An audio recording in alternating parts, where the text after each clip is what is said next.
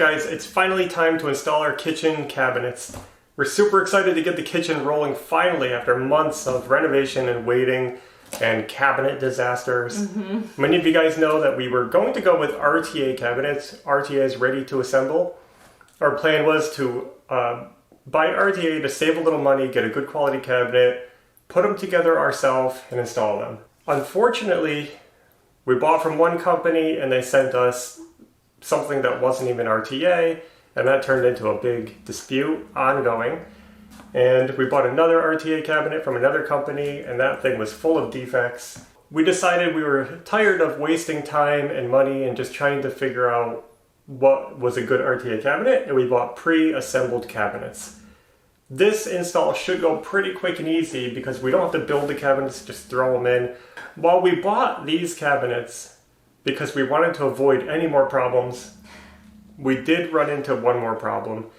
It's crazy how we can't just have a kitchen cabinet experience go smoothly. Good. We'll be sharing that problem later on, but we're going to get started anyway. So we're going to unbox this first cabinet. So far the cabinet looks really good in here. You can see they have the face frame has some foam on it. That's good to protect the drawer fronts. And the shelf is strapped on. I like that. I'm going to try to pull it out. See if I can lift it. It's kind of heavy.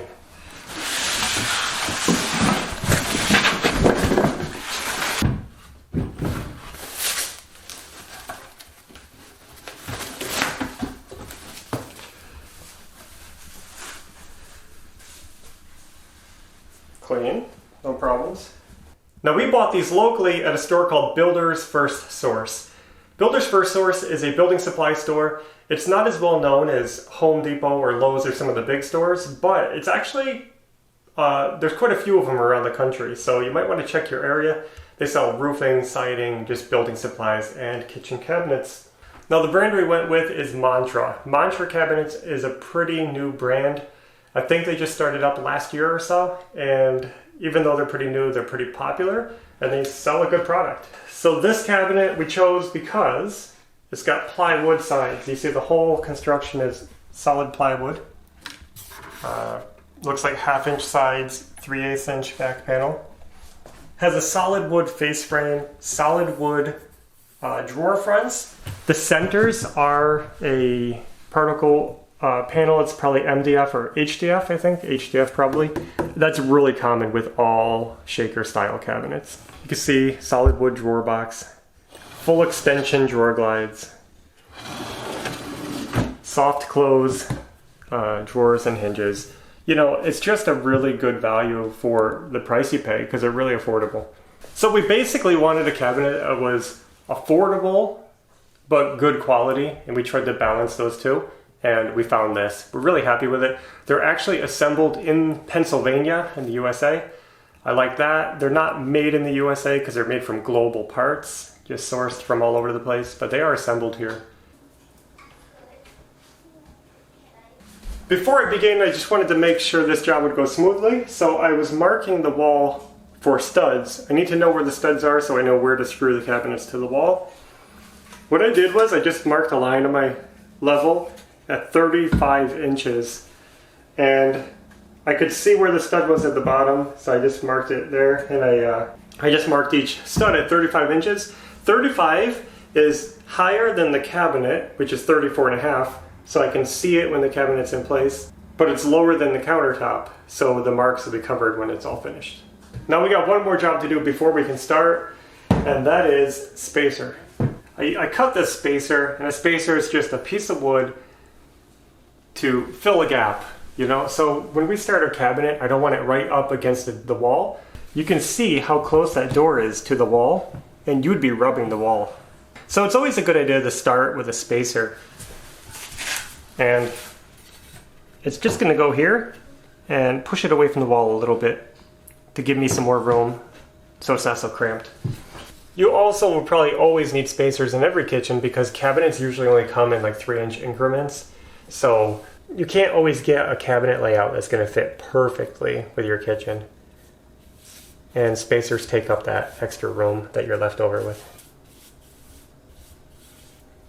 We got our filler strip painted up. This came out really good. I ended up using some Floetrol to mix in my paint to get rid of all the brush strokes. And that's like really nice looking now.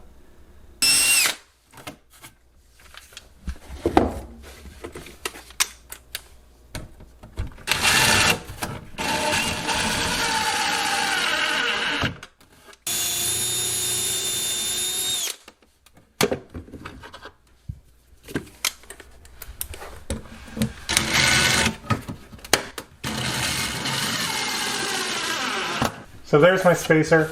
It actually looks okay. It's not a perfect white match, but it's going to match the wall, and when it's all done, you won't notice it. Let's see how it goes.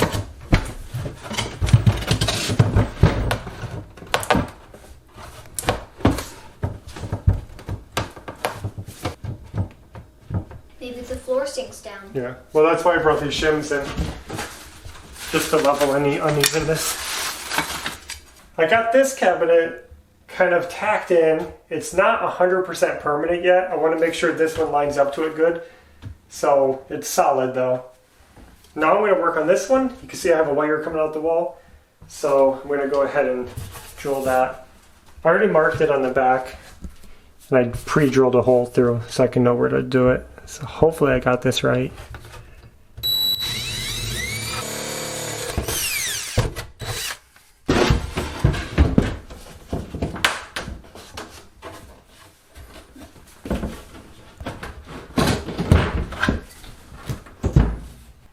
So this floor is going really not as level as I thought. I'm going to take some time to try to level this one up and make sure we're going on track, see what's going wrong.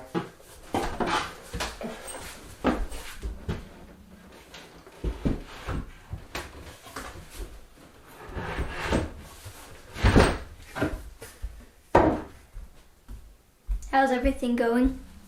Everything's going okay.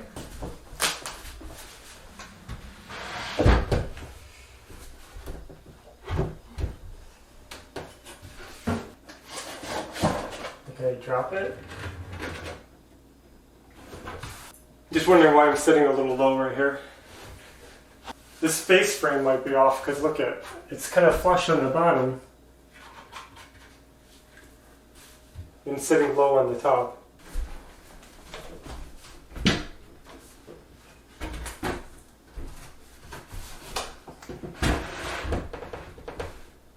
The kitchen is coming together awesome. What do you guys think? It is looking good. I was having a lot of trouble leveling them with the wooden shims. I would really love to have some nice cedar shims underneath here. I'd never have to worry about water affecting them or anything. But it was way too hard to use those, so I got my trusty cardboard shims, and these are working awesome. I'm getting a nice level set of cabinets here. Now I'm moving on to my sink base, which involves drilling holes for the water.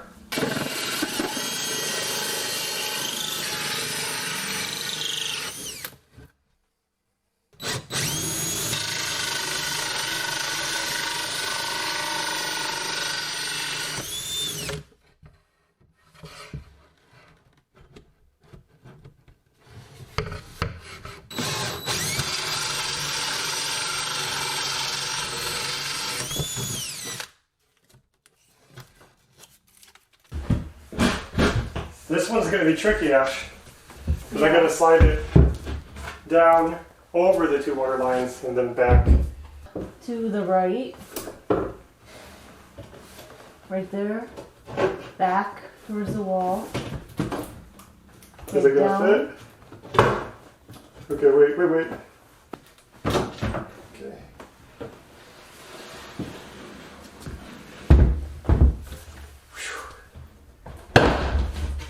Perfect. So there it is, perfect fit, good cuts on those. And I'll get something to put around these to cover up those holes. I haven't decided what yet, but I'll do something. So I got the cabinets all level, all screwed in. It is looking so good. Look at this run of cabinets. It's pretty epic. I'm gonna take you guys on a little tour and show you what I did. You can see my marks I made earlier on the wall, and I screwed it in at every stud. I had the shim out the cabinets because the wall was actually tapering outward. The wall leans out a little bit, so I had to shim it up. Each cabinet, I actually screwed the face frames together. I just used some white cabinet screws to tie the two faces together like this. So when you put the cabinets together, line them up, I pre-drilled a hole and I screwed a screw right between them both. And I got those on every one. You can see a screw right down in there. Just tying them all together. I really wanted a symmetrical look and I think I got it. We got a 12, 36, 24, 18, 24, 36. And what's missing? Right here should be another 12-inch base cabinet.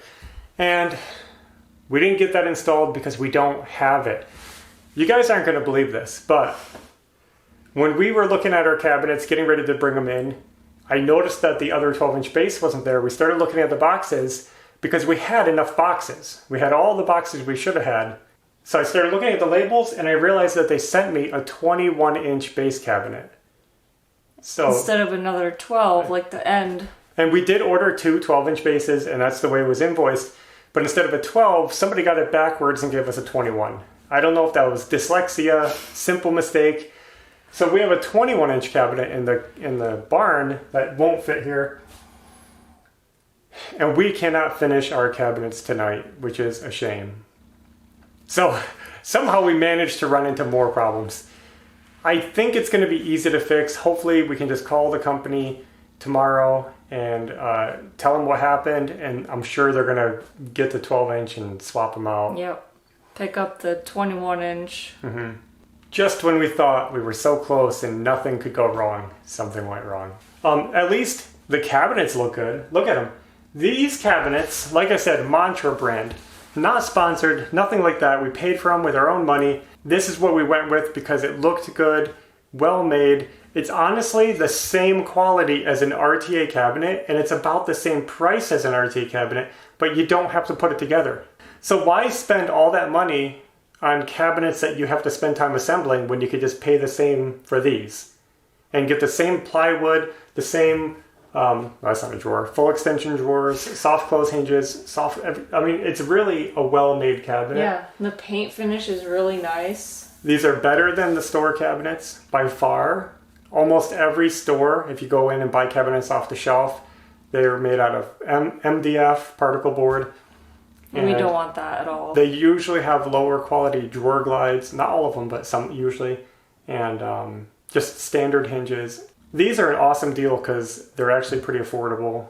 Mm-hmm. You'd have to check prices locally, and if you want to know where to get Mantra cabinets, you have to go to the Mantra website and email them. I know it's weird, but you have to email them and ask for if there's any dealers near you, and they'll get back to you and let you know who's in your area. They don't have it set up yet to just find a location. I'm really happy with these cabinets. I don't have any major problems. I'll show you a couple things that I didn't like. Right here you can see I had to install this one a little bit uneven looking because the side panel is sticking up and the face frame is down. So it's just a simple like when they assembled it, it was off a little. You won't notice that when the countertop's on, just a little issue. I did notice a crack right here in the wood, and it's a pretty good size crack. And that's not the seam, this is the seam where the wood comes together.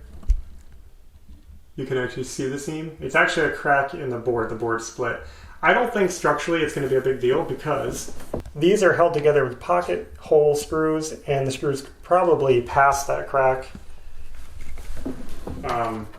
into this wood further. But it is a defect, so I'll point it out. And the last thing isn't really a big deal, but this shelf that they gave, the shelf clips were pretty nice, but it can fall off them so easy. I mean, it's barely on in the back. So if you were pulling something off the shelf and you hit that, it would just collapse. I might have to find a better way to hold that in place. We wanted drawers. We wanted a lot of drawers because we're sick of big boxy cabinets that you kind of throw stuff in, and it's such a poor use of the space. So we decided to fill the middle with these big drawer units. So happy, that looks so good, and it's going to be so much useful storage. We went with sink base sink base, 2 sink bases, because we're going to have a sink, but we're also going to have a cooktop. And since we're having a built-in cooktop, this drawer won't be usable, so we just used a sink base for that. Upper cabinets, yeah, we didn't forget those. I forgot those, but Ashley didn't. We're just running out of time tonight. We actually spent most of the day just waiting for paint to dry for that little filler strip on the end.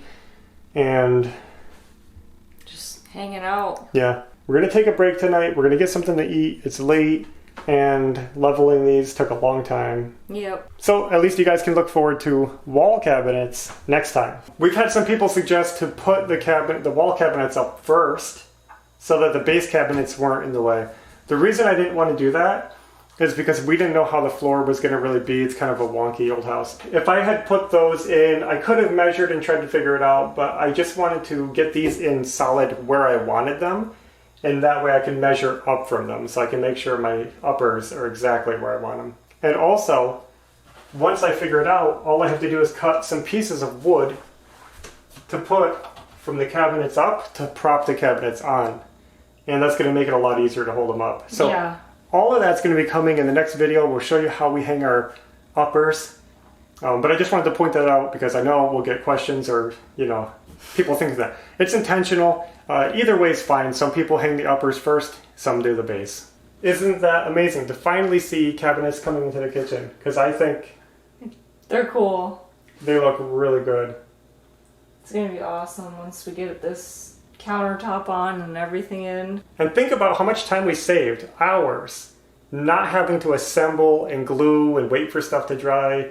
Mm-hmm. On top of getting them in and leveling them. I mean, that's a job in itself. Picture all that extra work we saved buying pre-assembled. I'm really happy we found these. Awesome Me too. cabinets. Well, I'm sorry we didn't show you guys more of the install, but it wasn't too much involved. Just screwing them together and shimming them up. Shimming is kind of slow and you got to keep putting them out, It was really slow. Yeah. We appreciate you guys coming along. We just wanted to share with you the progress update, and the kitchen is coming together. So hopefully next time we'll get those uppers installed and we can call this part of the job done, except for this. Again, thanks for watching, and until next time, take care. Bye.